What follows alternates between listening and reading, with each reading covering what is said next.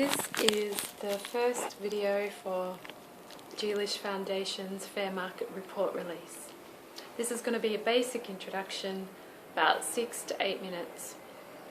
I'm Gail Pescud, one of the co-founders of Geelish Foundation. The other co-founder is Godwin Yidana, and he will talk in subsequent videos. So, this is about research that we undertook in Bolgatanga relating to straw baskets sold through the straw basket market, and which are exported in hundreds and sometimes thousands across the world from Bolgatanga and from the port in Accra, usually. And the research itself came about because we were working in communities already in Bolgatanga and living there for years. And through our own work in villages, and one in particular where Godwin grew up, we used to overhear weavers talking about the prices they received for their basket when they went to the central market on market day. The prices that they used to discuss, like kind of chit-chat while we were doing our own work, were really low, and after a while I knew that they were way too low to be profitable for the weaver, but we felt like we were not in a position to do anything about it for a while there. But this went on, and meanwhile we're also living there for years, and if you're living in Bolga, it's a small place, there's no way on market day that you can miss the trading in baskets. So what happens is in Bolgatanga every third day is market day, and market day means that everything gets traded that day. And that's anything from live animals, dead animals, produce, baskets everywhere. So if you happen to be out on the main street any time during market day, you'll see people just flowing in from all over with baskets and everything else to sell that day. And if you happen to be out at the end of the day on any of the main roads, you'll often see people who didn't sell their wares walking back, sometimes with baskets unsold, to go back home again. If you happen to be in the centre of town on market day, you'll notice the trade of baskets itself happening at the basket market, which is right in the middle of town on one of the main roads and adjacent to the actual market where foodstuffs are sold and where we used to have to go and buy our own food. So, you know, many times I stood outside the market on market day or on the main street and saw people coming from all over with all different kinds of baskets and selling them or waiting to sell them in the market. And I used to stand around like listening. After a while you can pick up the language and you know what's going on, and wonder how anybody who's buying these baskets overseas could be happy knowing the really low price that the weaver was receiving for the basket being traded there. It worried me a lot, but I again at the time felt that there wasn't much I could do about it. However, this went on. We had a lot of discussions about it in our office, and often even with our own weavers in the village we'd talk about it and try to figure out what we could do. And finally we decided to try to undertake research that would make it transparent, and that's where this all comes from.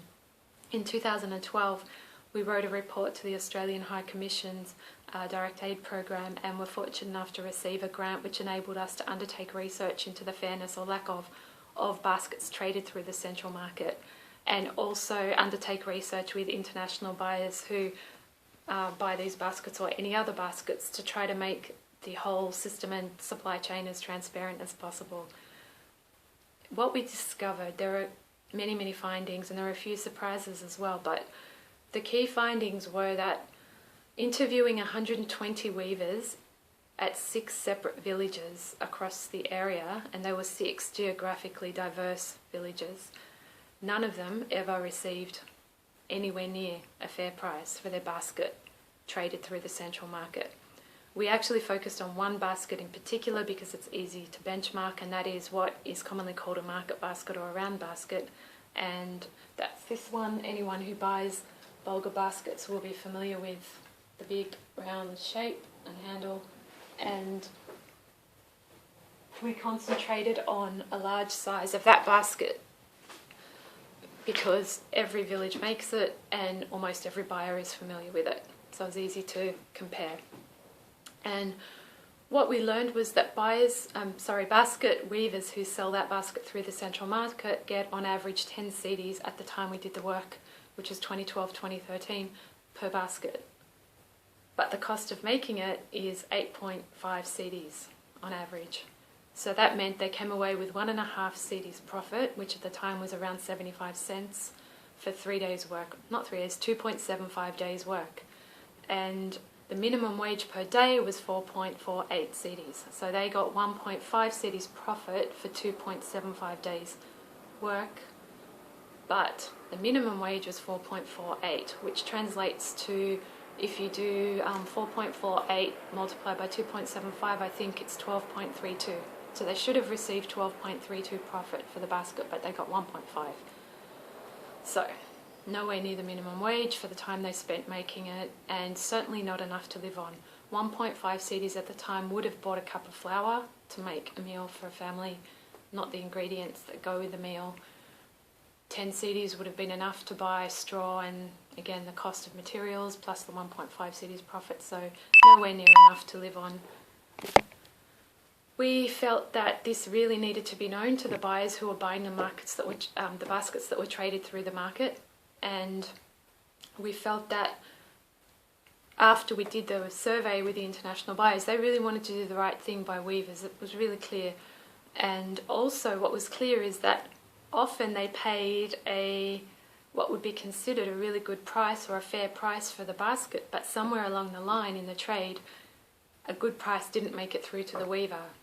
And that's partly because of the structure of the central basket market and who controls it, and that's discussed in detail in the report, but we will also discuss that in a subsequent video.